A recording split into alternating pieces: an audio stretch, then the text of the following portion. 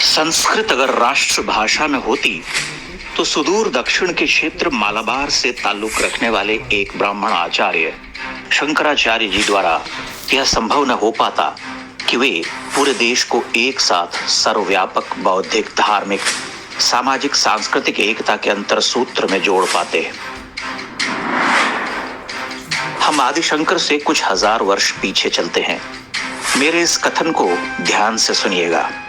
कुछ हजार वर्ष पीछे, लगभग 10,000 वर्ष पहले, जब विश्व की अन्य सभ्यताएं संवाद के लिए बोलियां विकसित कर रही थीं, तब भारत में वैदिक मंत्र रचे जा रहे थे। ऐसे वैदिक मंत्र जो आज तक जीवन और दर्शन के श्रेष्ठ काव्य माने जाते हैं।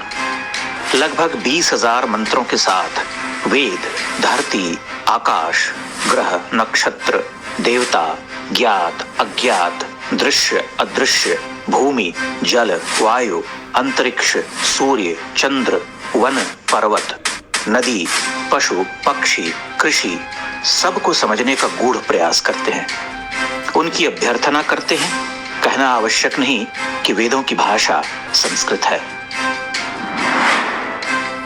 वेद के बाद उपनिषद, रामायण और विशालकाय ग्रंथ महाभारत, जिसमें जीवन के सभी पक्षों का द्वितीय उद्घाटन किया गया है, की रचना संस्कृत में हुई।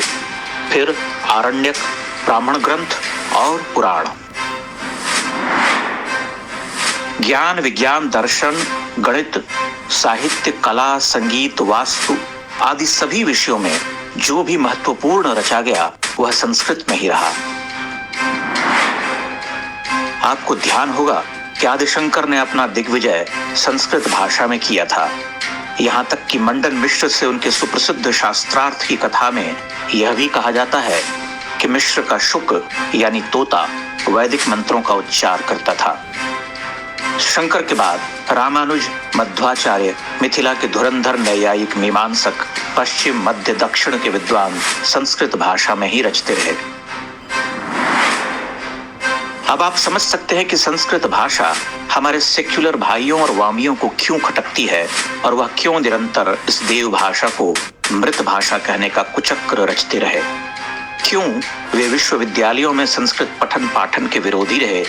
क्यों उन्होंने संस्कृत को पूजा पाठ और ब्राह्मणों की भाषा कहकर उपहास किया। पश्चिम के सभी मुक्त चिंतन करने वाले दार्शनिक भी संस्कृत के आगे नतमस्तक रहे। पाणिनीय व्याकरण से उन्होंने बहुत कुछ ग्रहण किया। संस्कृत भाषा की वैज्ञानिकी और संरचनात्मक सुंदरता ने उन्हें अभिभूत किया और कुछ कुंठित विलायती संस्कृत का वैभव देखकर ठिठक कर रह गए। फिर दुष्टता में उन्होंने इसे नष्ट करने के षड्यंत्र रचे, जिसका सूत्रपात करने वाला मैकॉले था। धीरे धीरे मैकॉले की लाखों संतानें इसी देश में जन्म ले गईं और आज हमारे ही अपने कहते हैं कि संस्कृत तो ब्राह्मणों की भाषा है। यह आत्मघृणा का भाव ही वामियों और सेक्युलरों का सबसे प्रमुख अस्त्र है। अब धीरे धीरे जो जागरण आया है उससे भारत ने पीछे पलटकर देखना शुरू किया है और वामियों की छाती फूलने लगी है। उनकी असल चिंता यही है कि 200 वर्षों का कुचक्र टूटने लगा है। आप इस षड्यंत्र को समझ सकते हैं। संस्कृत भाषा यहाँ एक प्रतीक है, यानी जो श्रेष्ठ था उसे मलिन किया गया।